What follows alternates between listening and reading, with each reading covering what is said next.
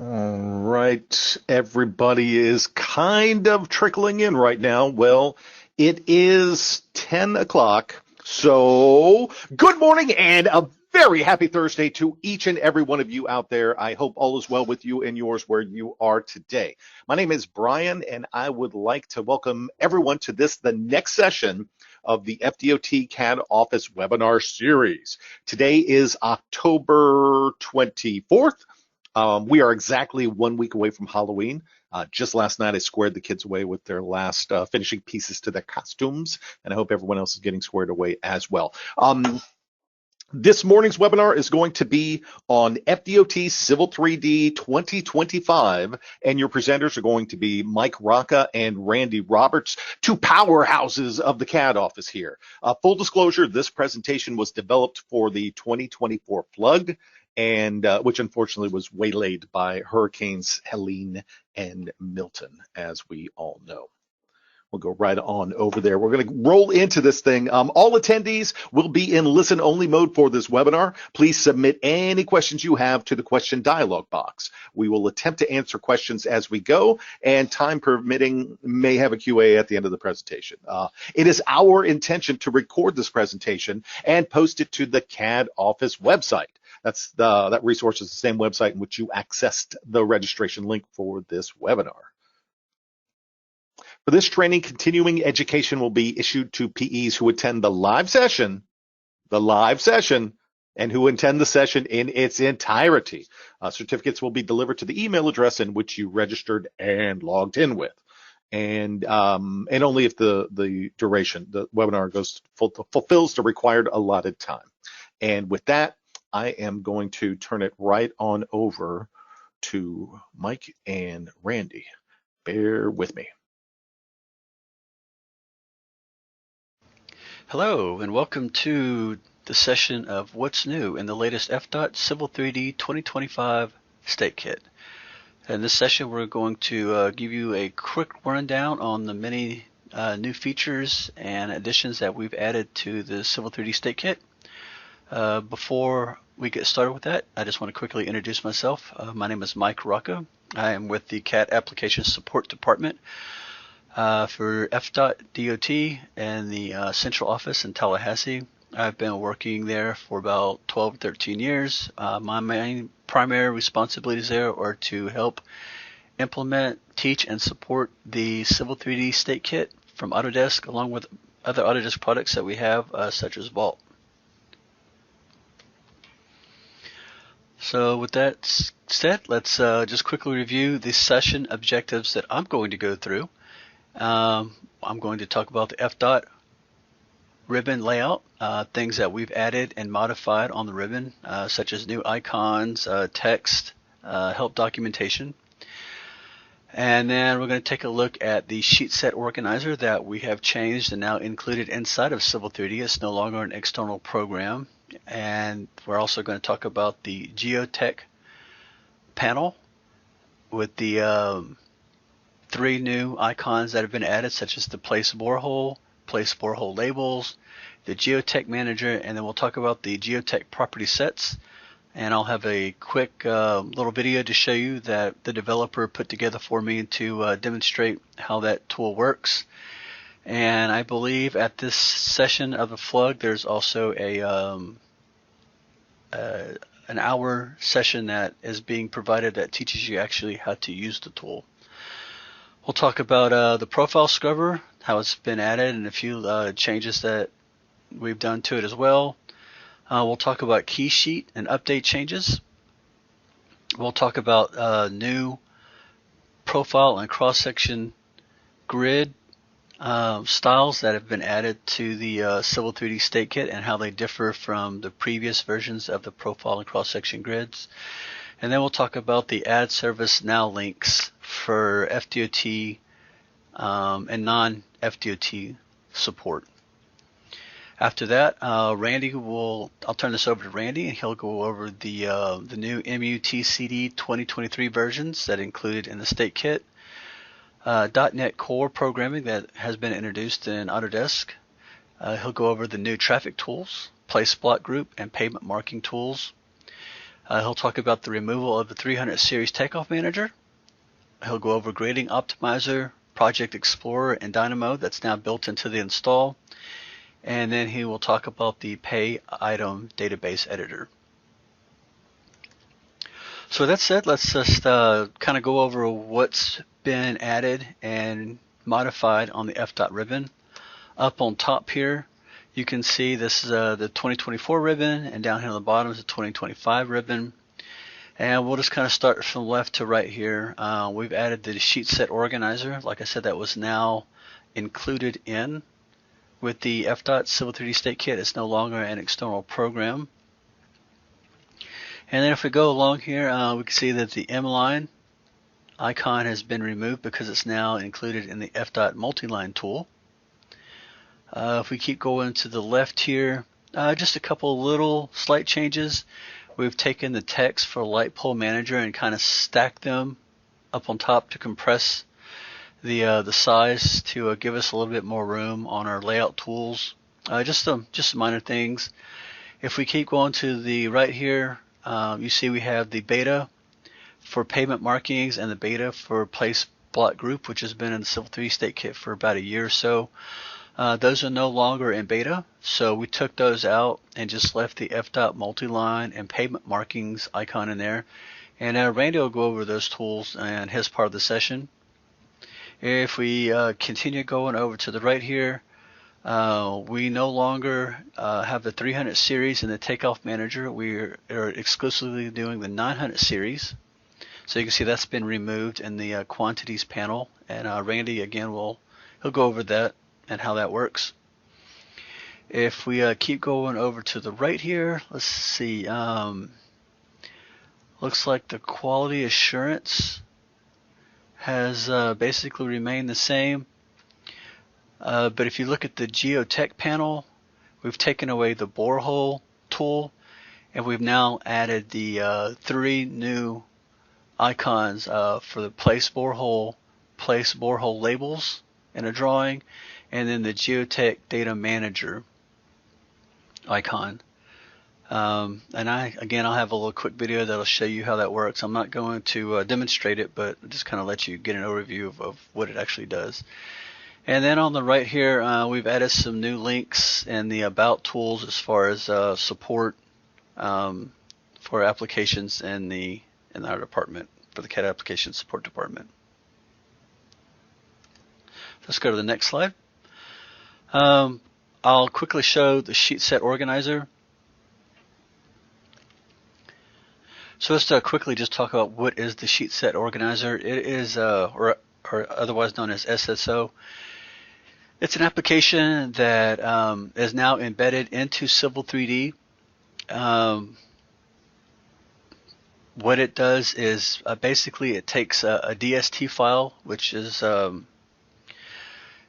sheet set file inside Civil 3D that contains all of your title blocks and your sheets, your layout tabs, things like that. It'll take that DST file, it'll load it up into Sheet Set Organizer, and then it allows you to look at all those files all at one time.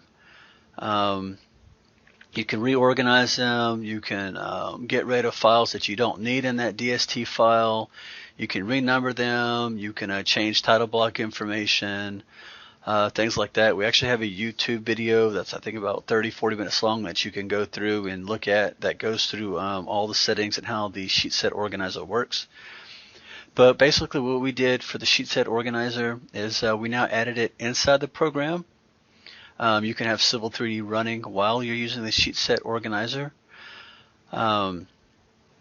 If you look on top of the old version of the sheet set organizer, we got rid of the plot, create view, 4-inch sheets, reports, settings, and help. All those things we don't really require anymore for FDOT standards for DOT project deliveries. We don't mess with reports anymore. Basically, we just kind of dumped it down and just gave you the option to edit sheets, reorder sheets, and renumber sheets, and then on the bottom of the dialog box, just create a project PDF from that DST file. So what I'll do here is I'm going to minimize this slide real quick, and then we will go into Civil 3D and just quickly take a look at it. So here in Side Civil 3D, to get to the sheet set organizer, you have a series of tabs here on the top. Go all the way to the FDOT tab, and over here to the far left under the actions, next to the create file dialog box, we have the sheet set organizer. When you click on it, again, here's very simple. We'll just say file open, and you can open a project. You can close it, save changes, exit out of the program itself. Here's our editing. We just have 3 edit options: edit sheets, reorder sheets, move them up, down, and order, cut sheets, or insert cut sheets, and then we can renumber sheets that are in our set here. Then down on the bottom, we just simply say create project PDF, and it will create one single project. I think before we used to do each individual one. That's no longer required for a project. We just create one single PDF now. So it's basically been simplified. When you're done, just click exit, and that will take you out of the sheet set organizer. Okay, so the next tool that we're just going to quickly cover here is what's on the GeoTech panel on the FDOT ribbon. You'll notice there's 3 commands: place borehole labels, and the GeoTech data manager. The place boreholes, what that does is that places boreholes in model space. You can see here that we've got some boreholes that have been placed with labels. This is read from an XML file. Then we have place borehole labels. What this does is it fills in labels for the cross sections. So as you build your cross sections here, you'll see that it will put your cross sections in here, put your labels, things like that. And then we have the GeoTech data manager. This allows you to enter in borehole information or additional borehole information to an Excel file, or import borehole info from an Excel file, excuse me. And then when you're through with all that, you can output an XML file, and then you'll use the place borehole tool again to place that XML file. Also, with our drawing and our FDOT master template, we have these new property sets: GeoTech label, GeoTech strata, I believe it is, and GeoTech water. We'll take a look at that a little bit. It's kind of hard to read on the screen. I'll just kind of show you where those property sets are coming from and how this tool uses it. So with that said, let me go ahead and I'm going to launch the video here and just quickly take a look and see how the GeoTech panel works. Alright, so here's our video. You can see that he sets the working folder for our project, make sure everything's set, make sure our data shortcuts is set to the right folder. He's going to bring in an alignment, create a reference to them, and then create a reference to the surface that's needed for our place boreholes or GeoTech tools.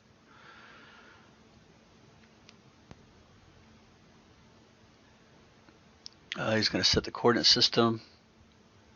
On top, he's going to say place borehole. He's going to find the XML file.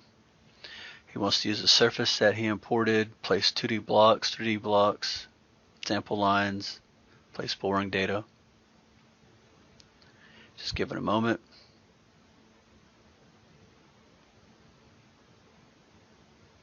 And zoom in, you can see the place boreholes that have been placed in model space along an alignment.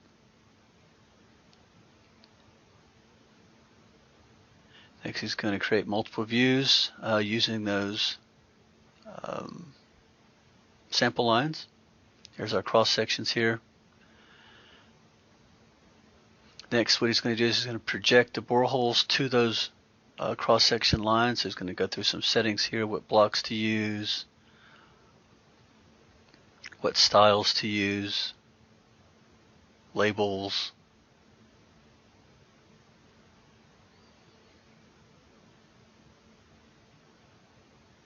Here he's just filtering what to use, what not to use.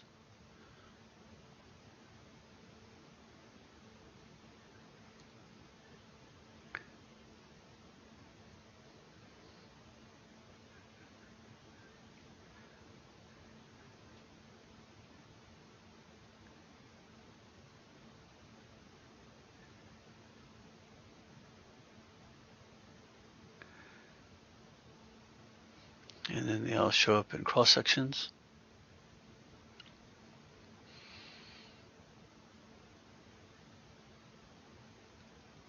If he changes anything, he can use the update group layout. Next, he's going to place the labels for all those boreholes. So he's going to choose an XML file, choose what alignment to use, and then choose place label data. Zoom in, there's the labels.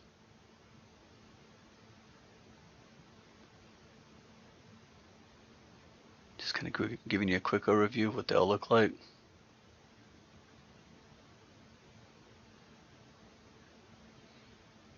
And that's about it. It's something very simple, but it's kind of wanted to give you a quick rundown. Like I said, he is doing a class on it here at the Flug, or recording. So I encourage you to take that if you want to see more about how that application works. If I go here to, just real quick, if I go here to the FDOT master,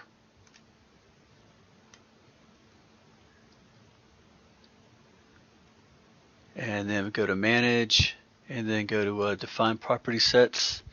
You can see there, these are the property sets for the label, the strata, and water.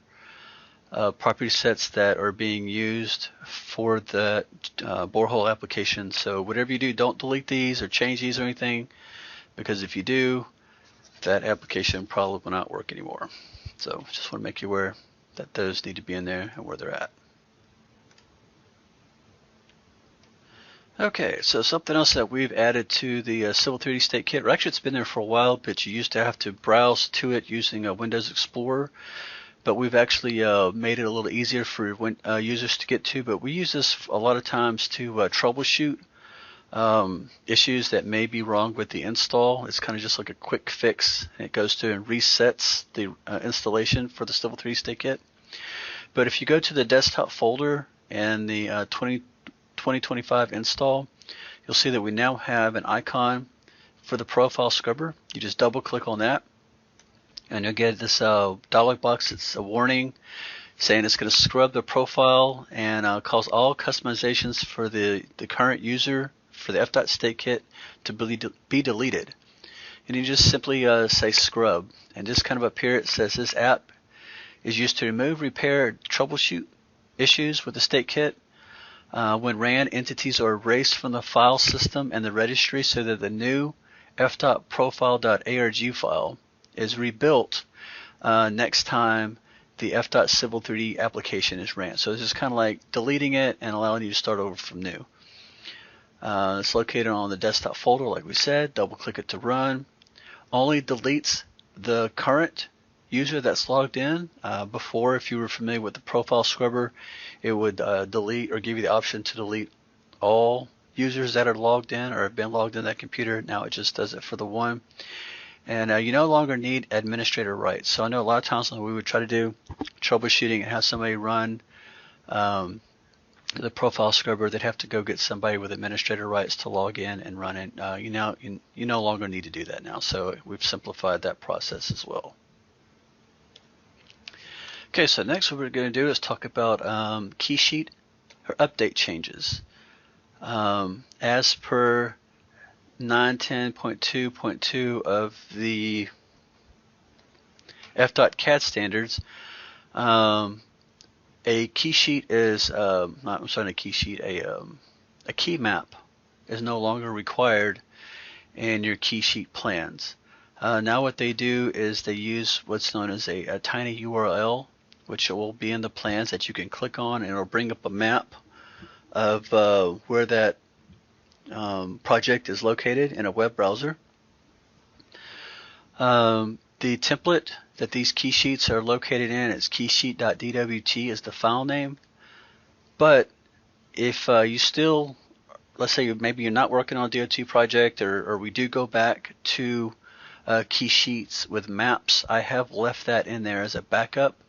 The create file application does not look at that. It looks at the keysheet.dwt. So this is one that you'd have to manually browse to and create yourself, key sheets with maps. Let me just kind of quickly go through and show you how this works. So let me go into,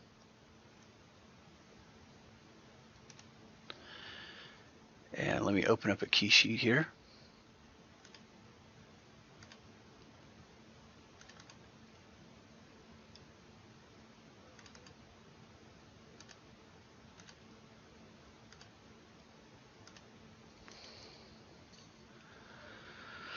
So if you look here, you now have this block that has taken the place of a key sheet map.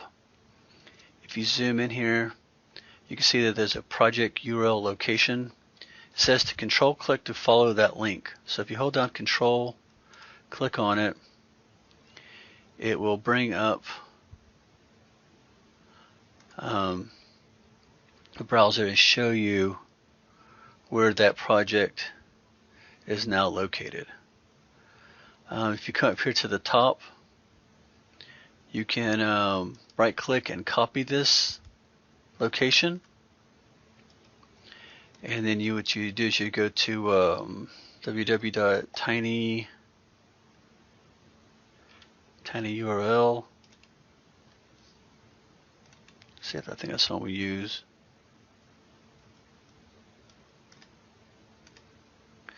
And you would put your link in there, and then you'd say shorten URL, and you'd copy and paste this into your key sheet. As far as what project is being used, let's go back to the slide here. Up at the top, where you have your web address, just go all the way to the end here, and this is where your work project number goes. So you just type that in there, and it's going to zoom in that map and show you where that project is located. And again, you just copy that, go to tinyurl, put that in, and create the URL itself. Back into Civil 3D. To edit this, I believe you just double click on it, and it brings you into editing mode to edit this block. And then when you select it, you right click and choose edit field, and it's a hyperlink. You go into a hyperlink here, and just Control V to place that hyperlink in there, and click OK, and it will update the link that's in there. And then you just say close block editor, say yes, you want to save the changes to the drawing, say yes, and then it updates that link in there. Okay.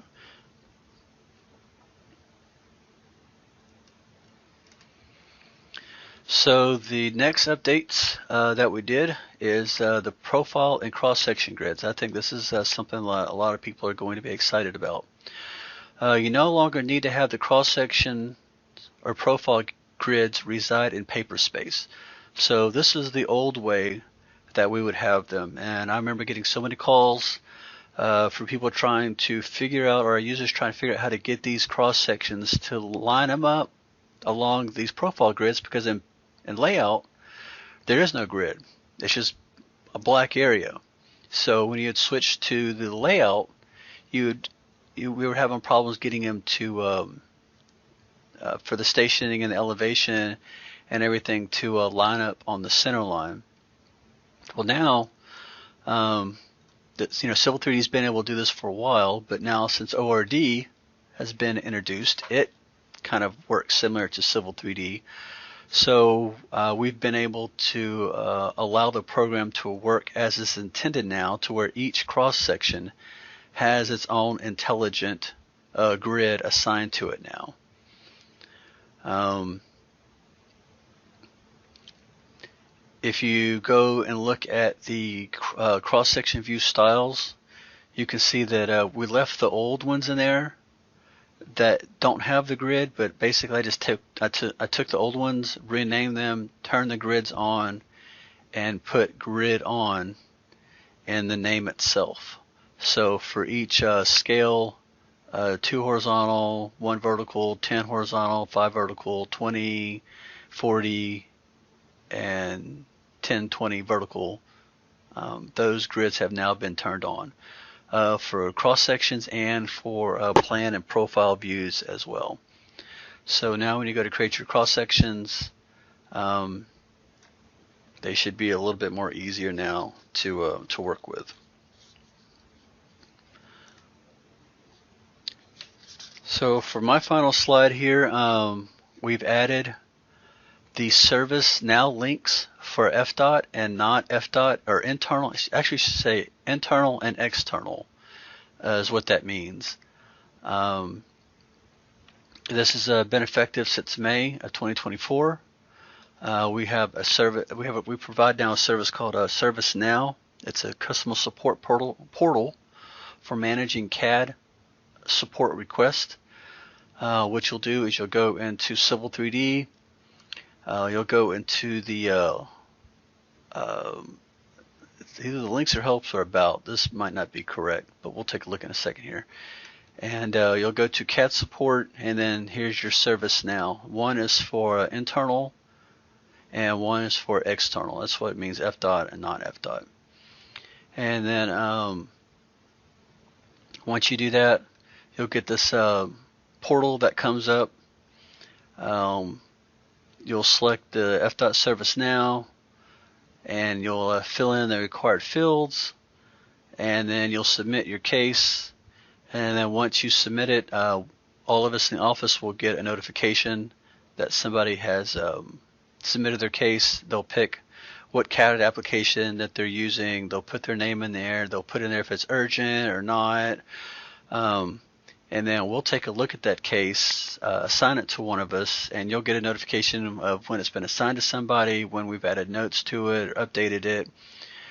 We can use that application now to do team meetings, send emails, all kinds of stuff. It just kind of helps us keep track too of what kind of cases we're getting. It helps us to get to you guys quicker and better correspond and communicate with our users as far as getting the support we need, instead of each one of us getting individual email addresses, or all of our emails going into a support email address. We now use the service now. So with that being said, that's all I have for my side of the presentation, and the second half of this presentation I'm going to go ahead and turn it over to Randy Roberts, and he's going to take it over. So I hope you've enjoyed this, and thank you guys, and have a great day. Welcome to my segment on Civil 3D 2025 What's New. My name is Randy Roberts, work in Central Office in Tallahassee. So I'm going to be going over what is new in the FDOT State Kit, plus a few miscellaneous items of what's new in Civil 3D. I want to mention that we just released our new 2025 Civil 3D State Kit, and if you've gotten a contact mailer on notification that that's been released, what you don't know is there's an even newer one that's posted on our website that you need to download and install. The fixes in that is pertaining to Entity Manager and some new ad hocs that were added.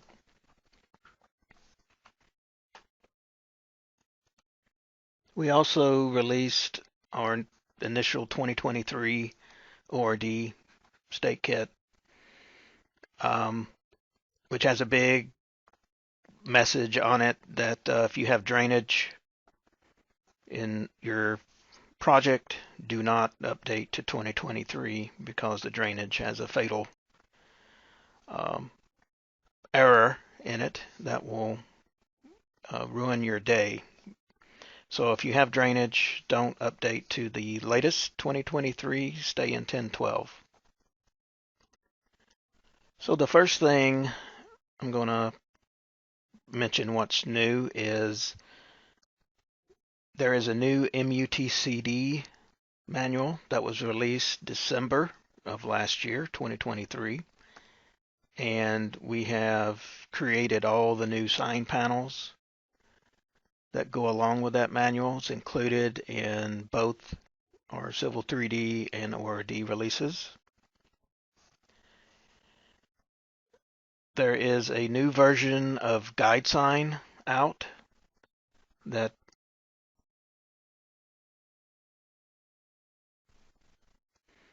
is compatible with the latest ORD 2023 version and prior, and Civil 3D 2024 and before. They do not have a new guide sign that's compatible with Civil 3D 2025 as of yet, and I'll cover in more detail a little bit later as why that is. So let's go over and look in what's new in the sign tool.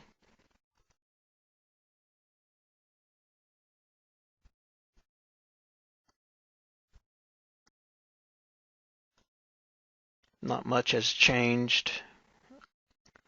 The latest version is 25.02.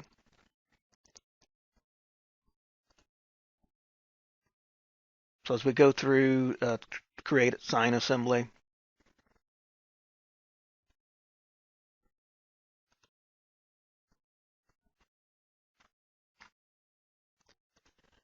as we go through and see what's new in the FDOT signs, please make sure that everything is set up properly. So if you go to user settings and you see the pathing, and if it's pointed to anything other than 2025 Civil 3D, go ahead and expand admin only. There is a settings default XML file. If you load it, the pathing will be set to 2025. And some of your other settings will automatically set, so you don't have to go through and set it up.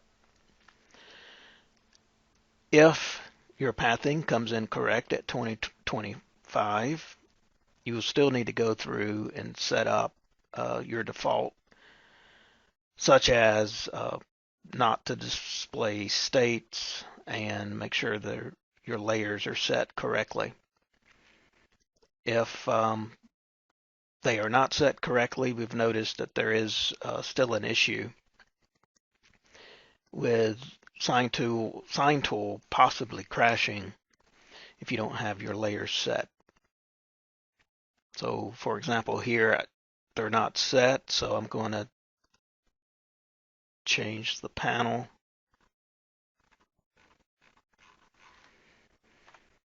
The text label.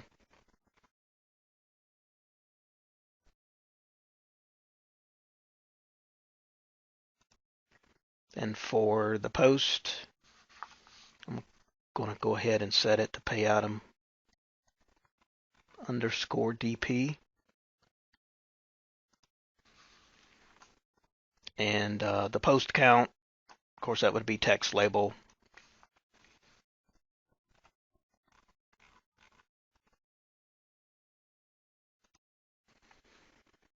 And that should be about all. Okay, in signs, let me go through and create a generic assembly.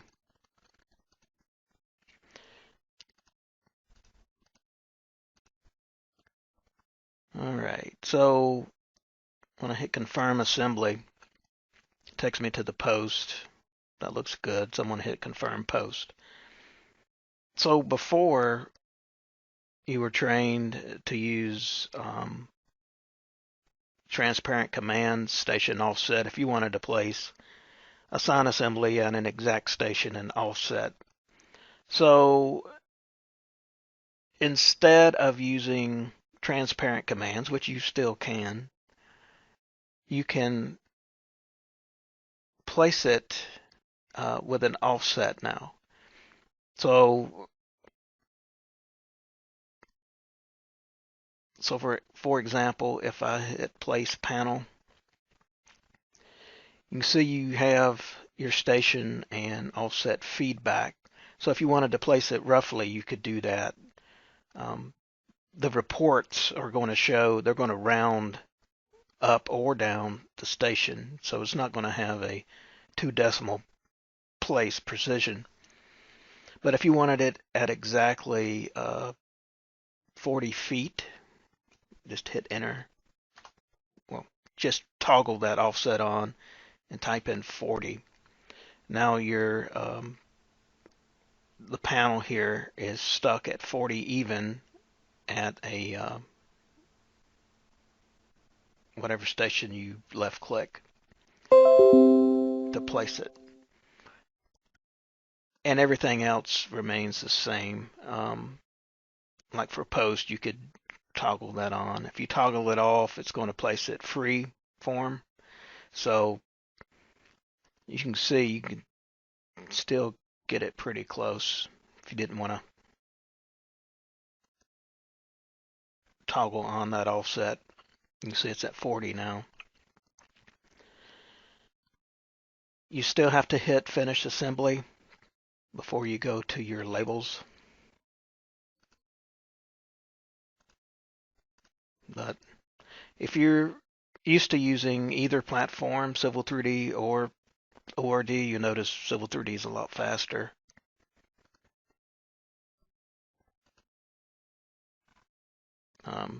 This is a new thing now. When you go to place post label, zoom in and make sure you select the post.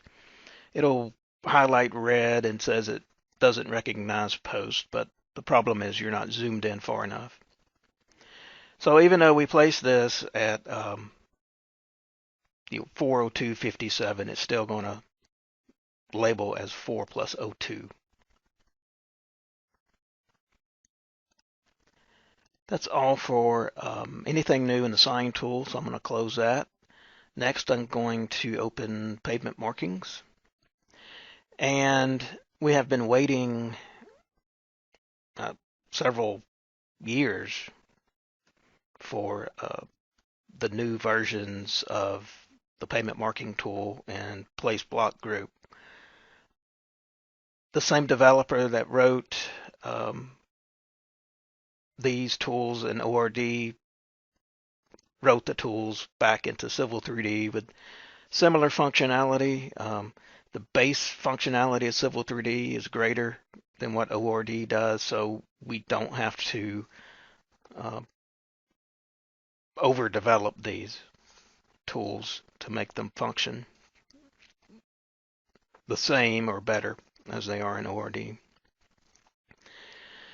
So the main difference between the older pavement marking tool and the current one is now we can draw up to 6 patterns at once. We can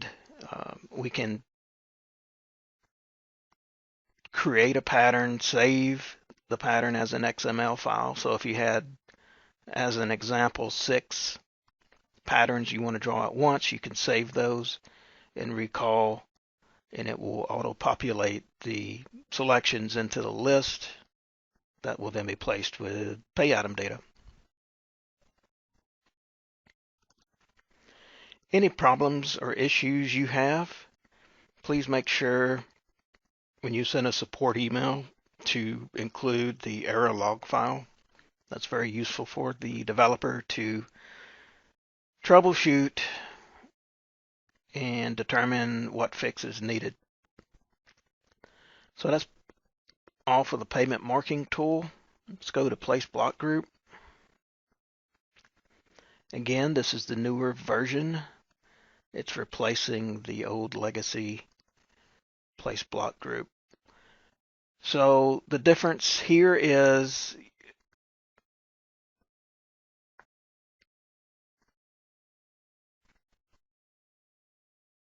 you can save the pattern and recall it for later usage.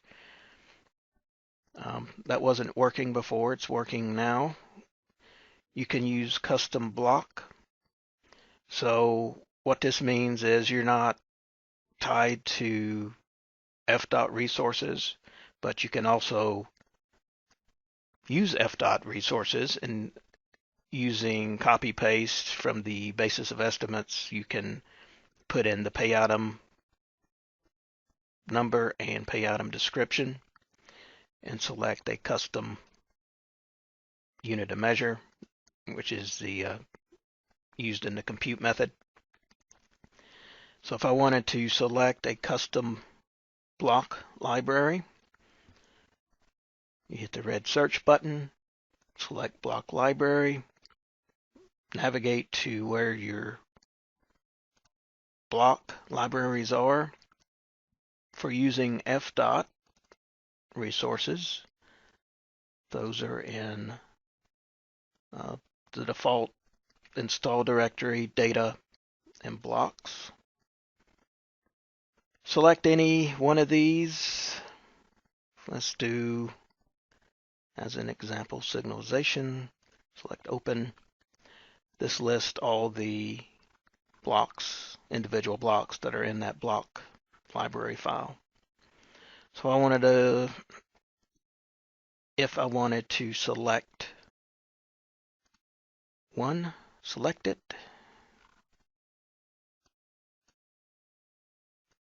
Need to expand this down to get the OK. Notice it loads up in here. Now this one doesn't have a pay item number or description, but using this one as an example, you can just enter it in here. And once you get down to this offset, that is the standard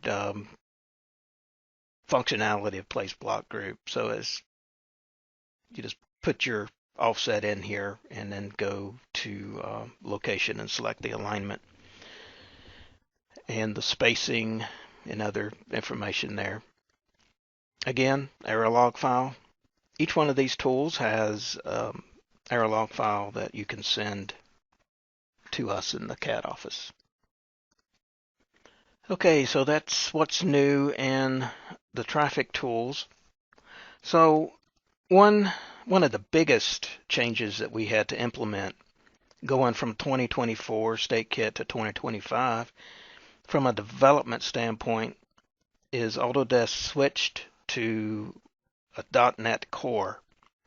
So in-house we had to rewrite large portions of our code to implement the .NET Core support. So what are the advantages of switching to .NET Core? What I've noticed is it's a lot faster now than it was last year. So I think you will enjoy that. So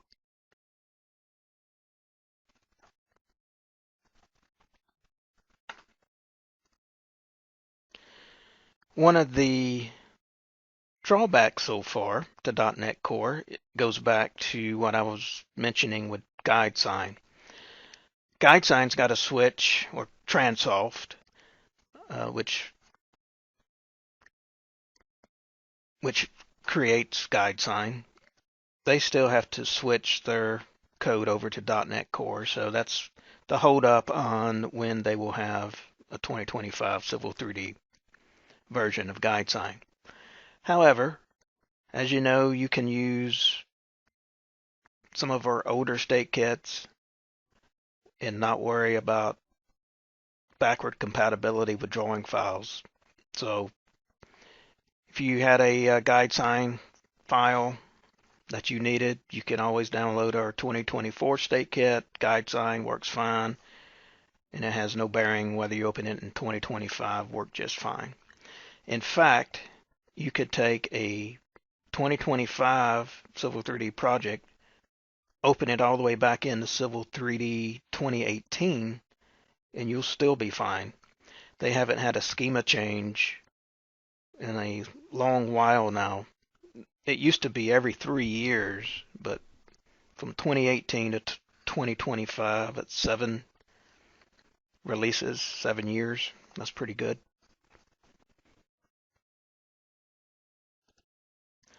Couple of things. This is not new. I think they've added this into the builds lately, but Grading Optimizer, Project Explorer, and Dynamo were built into the Civil 3D installation before you had to do a separate install. You still need to install vehicle tracking, and if you want to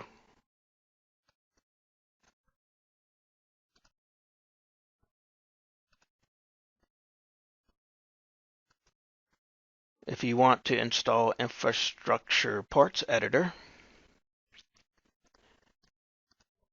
you will need to, I'll just take you to where you got to find it, in case you didn't know. So if you go down to Civil 3D, you have a View Details option.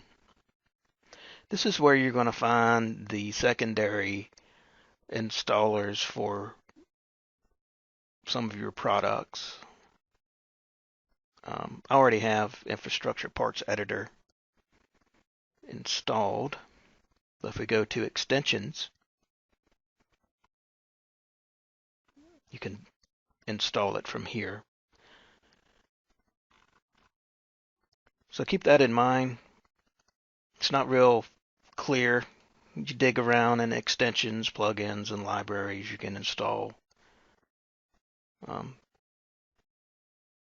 other applications that you might find useful in your daily workflow. Another thing that is new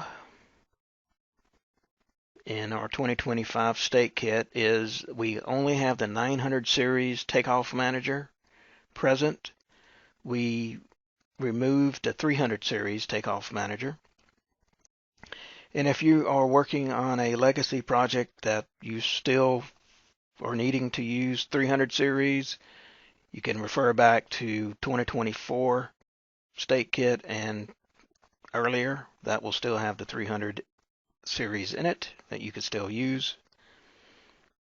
But going forward, we're simplifying the ribbon.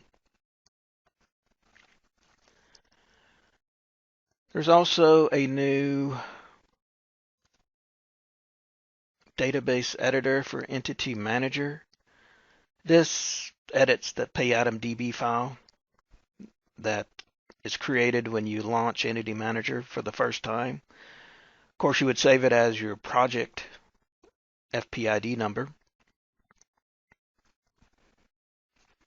But here, let's say that you have, well, let's say BOE, which they do this a lot. They added an item in that we haven't released yet, but you need it in your project. You can go in here and quickly add new pay item, new pay item. You can create new pay item numbers and descriptions from the BOE and add it in here. And to do that, you right click,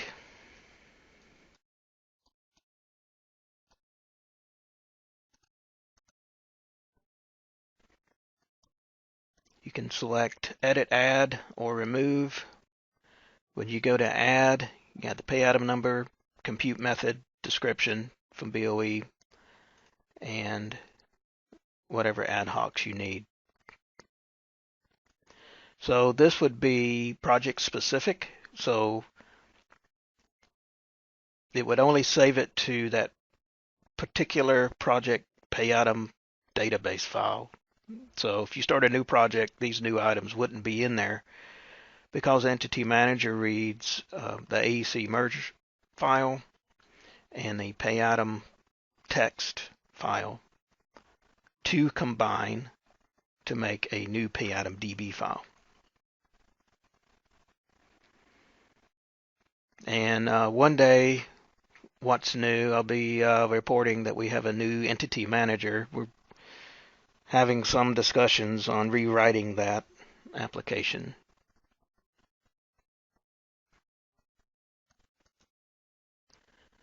Okay, I'm going to close the PayAtom database editor. One new thing that we've had to add, this is where that new release that we just sent out after we released the initial 2025 state kit, is certain ad hocs weren't placing correctly and they weren't reporting correctly in Takeoff Manager. So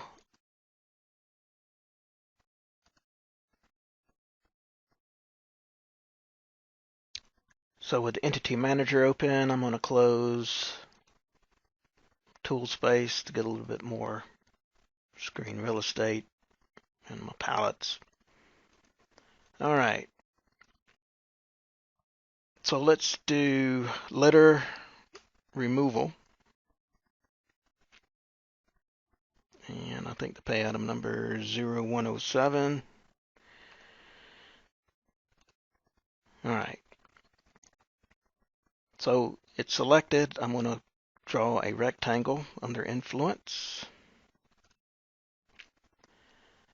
And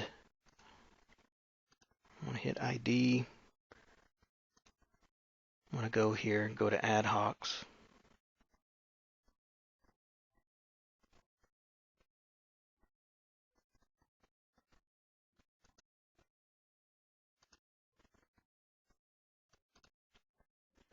So one of the things that is new in Entity Manager is under litter removal and disposal. There are additional ad hocs that we added in here that BOE has added. Frequency, duration, construction phase,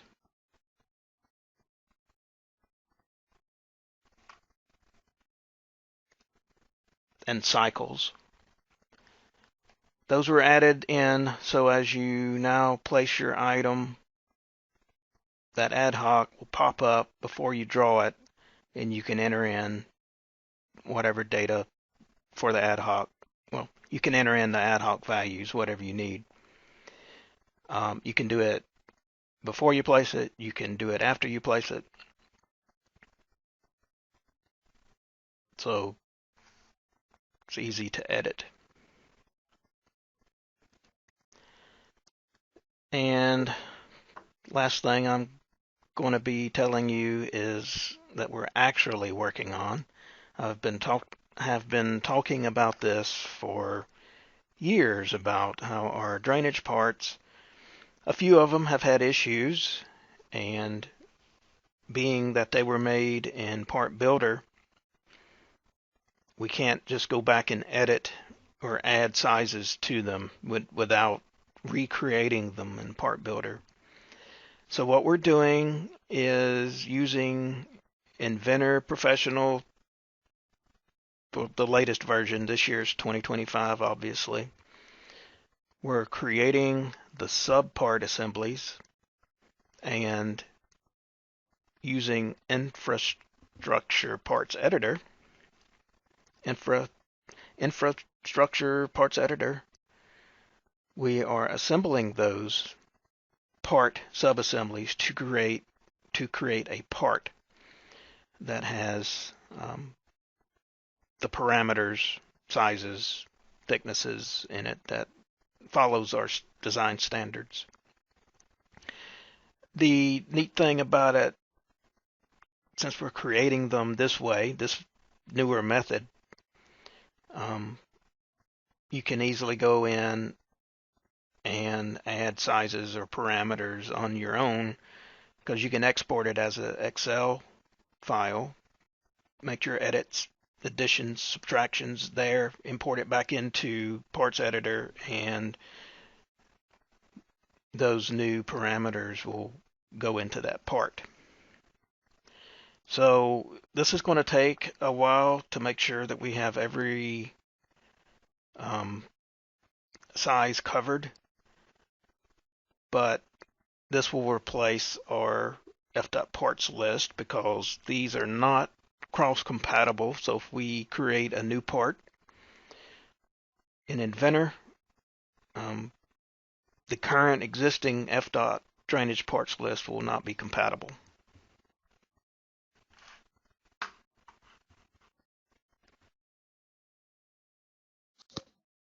All right. Let me did I unmute? There we go. Yep. We have unmuted. We have come to the end of it there. I hope everybody enjoyed that. I'm going to open it up, see whether or not Randy or Mike want to add anything in. But I'm going to turn it over. That was the webinar for the day. I hope everyone has a fantastic Thursday. Mike, Randy? Yeah, I'm looking up that answer to that question. It was difficult to look it up while the webinar is running, but I'll get with Matthew. Mr. Murdoch, there you go. Yep. Good deal. All right, everybody. Well, I hope everyone has a great Thursday. Like I said, enjoy the rest of October, and we'll see you, I think, next week.